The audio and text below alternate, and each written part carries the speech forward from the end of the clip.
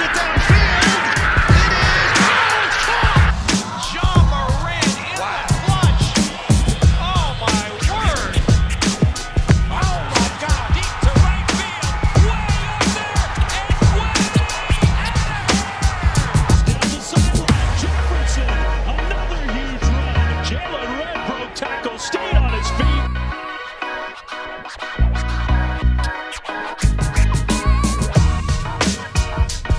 What's happening? You know the deal. Blake's Take back at you with another episode, coming with all the latest and greatest local and national sports. So let's get right into it. We have a huge deal, another blockbuster, insane trade deal for an incredible player in the MLB. We have some huge news with all-star third baseman Nolan Arenado being traded from the Colorado Rockies to the St. Louis Cardinals. St. Louis gave the Rockies in return left-hander Austin Gomber and 4 minor leaguers to give the Rockies infielders Eleutherius Montero and Mateo Gil, along with right-handers Tony Lassie and Jake Sommers. As part of the trade, Colorado will send cash to St. Louis to offset part of the money Arenado is due in his contract. Arenado had been sent to be paid $199 million over the remaining 6 seasons of his $260 million 8-year contract. As part of the agreement to waive a no-trade provision, Arenado agreed to add a season to his deal, which now extends for 7 seasons through 2027. His deal had given him the right to opt out and become a free agent after the 2021 season, but now with his new contract, it gives him the right to opt out and become a free agent after as early as 2022 or 2023. The Cardinals president of baseball operations, John Mozeliak, said in the statement, "Many have heard me say that one of my great things about baseball is that you always have a chance to get better. Today, we got better. A deal of this nature, acquiring a player like Nolan's considerable talents, are the ones that can set you apart in many ways." The 29-year-old Arenado has hit .293 with an .890 OPS over the 8 seasons he's been in the league, averaging 35 home runs and 114 RBIs per 162 games. Aided in part by the hitter-friendly Coors Field, of course, he has led the National League in home runs 3 times and topped the majors in RBIs twice. Arenado will bump Matt Carpenter out of the role as third baseman and play in infield with all-stars Paul DeJong as shortstop and Paul Goldschmidt as first base. Arenado slumped during the pandemic-shortened season, though, in 2020, hitting just .253 with 8 home runs and a .738 OPS over 48 games before going on the injured list on September 21st with a bruised left shoulder. However, defensively during the 2020 season, he was absolutely fantastic, winning his 8th straight Gold Glove and leading the majors with 15 defensive runs saved. Colorado general manager Jeff Briddick acknowledged last offseason that he was listening to trade offers for the 5-time All-Star, and Arenado said in February 2020 that there's a lot of disrespect around there, and there is no relationship anymore between him and Briddick. Like former Rocky star Troy Tulowitzki and Matt Holliday before him, Arenado grew tired of losing, especially in the NL West division ruled by the Los Angeles Dodgers, reigning MLB champs, World Series champions. Every year they have been the top of the big leagues, and the Colorado Rockies have just suffered in that. It's a struggling situation for Colorado, but not so much for the St. Louis Cardinals, with them bringing back much of the same team that made last year's postseason, but they lost to the Padres ultimately, including veteran pitcher Adam Wainwright, who finalized an $8 million contract 1-year deal Friday, as well as all-star catcher Yadier Molina remains a free agent. The 38-year-old could still return for an 18th season with the Cardinals after hitting .262 with 4 home runs in 2020. In the 10 years since the Platinum Glove Awards were introduced to honor the best fielder regardless of any position in each league, Molina and Arenado are tied for the most with 4 each. That is insane to have 2 players of that defensive caliber on one team. So what a great trade for the St. Louis Cardinals in this one. They get an outstanding player, one of the game's best, especially in the infield, no doubt. And with losing little to none key pieces from last year's playoff push, this infield is now filled with 3 and potentially 4 if Molina returns, and will be absolutely dominant in the keeping hitters from getting on base. Just a great deal for the St. Louis Cardinals. the Rockies just keep letting players go because of their poor management in the front office and their lack of being able to hold players long term. I mean, heck, Arenado just signed a 8-year deal just 2 years ago, and now he's already out and having to go to another team, and the Rockies are going to have to fill that money with losing the players. So, very unfortunate situation for the Rockies, but I am very, very excited to see how the St. Louis Cardinals do this year with all those great infielders and the incredible stick that they now have with Arenado and hopefully Molina if he returns. As far as NBA, Fred VanVleet of the Toronto Raptors had himself a night last night, scoring 54 points in Toronto's 123-108 victory over the Orlando Magic. That is the most ever by an undrafted player in NBA history, surpassing Moses Malone's record of 53, as well as besting DeMar DeRozan's single-game franchise record of 52. VanVleet said, "Unbelievable. I'm very humbled and honored to be in the same sentence as both of those guys, who finished the game 17 for 23 from the field, 11 for 14 from three-point line, and 9 for 9 from the foul line." He also had 3 rebounds and 2 assists and 3 steals and 3 blocks in the 37 minutes he had. Just an incredible night. Obviously, a lot of different levels, he said, so just trying to enjoy it for now, but it's not like a championship or anything like that. It was a good game for me, but I'll enjoy all that for a little couple of hours and get ready for the next one.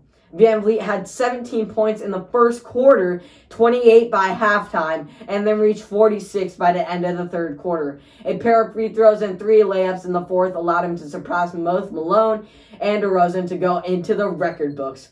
Given the way VanVleet and the Raptors played throughout this game, it would have been understandable for someone who didn't see the box score to think it was just a run-on-the-mill good game for VanVleet. He took only 23 shots, and his teammate Kyle Lowry and head coach Nick Nurse all said it was a noteworthy after the game how easy the game came to VanVleet.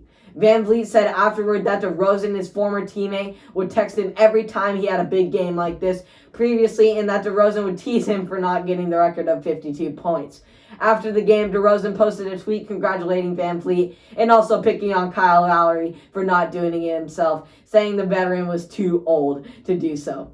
I seen DeMar sent out the tweet saying I was too old to I get it, and I am, Lowry said with a smile, but my 2 guys, DeMar and Freddie, have the records, and even Terrence Ross is in there, and I was able to witness all 3 of those 50-point games. They are all very special to me and dear to my heart.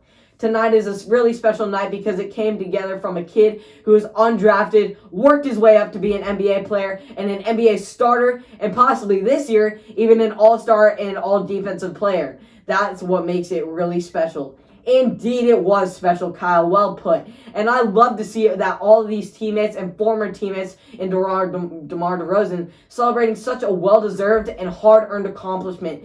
I mean, coming from an undrafted Wichita State to now potentially an NBA All-Star, just surpassing records. It is an incredible story, and it just shows to all of you out there to stay motivated, and then anything can come true, no matter the circumstances, as long as you believe in yourself and let your imagination take off, you can accomplish anything. So congratulations to Fred VanVleet, incredible inspiration to all players and all players in the league, showing that they can do anything. You went from an undrafted free agent to now a potential NBA All-Star and breaking records and topping players like DeMar DeRozan, an incredible franchise player, and no disrespect to him, just an incredible performance by you, Fred VanVleet, and I'm so glad that you're making your way up to the top. As far as college football, National Signing Day today, boy oh boy, it looks like the Crimson Tide are going to keep staying at the top. After their hefty pickup today, Alabama, after the first day of final signing period for the recruits of the class of 2021. They finished number 1 ranked class overall and potentially Nick Saban's best since joining the Crimson Tide. The Crimson Tide were able to keep ESPN 300 running back Cameron Wheaton from flipping to Oklahoma, and they signed ESPN 300 safety Teron Arnold to finish with 22 ESPN 300 commits. 22, you heard me right.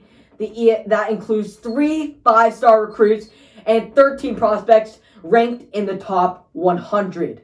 Top 100. Oh my gosh. Saban's message to me was just, why not come to a winning program? I mean, am I right? Arnold said this ESPN telecast that aired on the announcement, the competition level there is high-level competition, and if I feel like I'm one of the best players in the country, why not go compete with the best of the best? As far as other teams' success on the day, Ohio State didn't add any recruits in their signing day, as the staff is waiting for a decision from 5-star defensive tackle JT Tuimoloau, the number 4 prospect overall. How long he plans to wait is up in the air, but he is considering Ohio State, Alabama, Oregon, Washington, and USC. Ohio State is just trying to figure out what they'll do with that 5-star. It's a big pickup if they can get him, especially for their defensively. So I'm excited to see how they do there. As far as Oregon, they picked up some great picks, moving up into the top 5 with cornerback Avante Dickerson, the number 49 ranked prospect overall, and one of the only 4 recruits left uncommitted in February inside the top 50 of the rankings. Oregon has steadily been in the rise in recruiting rankings over the past few cycles under coach Mario Cristobal and the 16 ESPN 300 commits. And this class is the most for the program has signed since the ESPN 300 started back in 2013. So it looks like the Ducks are going to keep building up on their young team as they always do in the successful recruitment process. Oregon requires several recruits, and their program just keeps getting better and better, and their young talent carries them over to put them in potential playoff spots each and every year. I mean, they were just a game away. If they wouldn't have lost to Arizona State that few years back with Herbert, they would have been in the playoff. And this year was just a little bit of stumble with the COVID-19 and all their issues there. They lost a few games to Oregon. They ultimately won the Pac-12 championship from somehow luck from Washington and the Huskies. But they can keep building on, and once COVID's gone and they got a full season, they're going to be they're still at the top of the Pac-12, 3 straight Pac-12 championships. So I'm very excited to see what the Oregon Ducks will do and how they can continue to improve and develop these really young players into extremely high-level athletes. As far as local sports, tomorrow night there will be a football athlete parent meeting at 7 o'clock. It will discuss what the heck football is going to look like for the Warriors this year. So I'm very interested to see what Mana is going to say and what is going to happen with our football season for these athletes. I mean, are we actually going to get a football season, or is it just going to be practice or cancellations? I hope it's not. These athletes have been through the ringer, and if we can play competitive football, this is going to be insane. These guys haven't had competitive football, regardless of all the athletes, in over a year.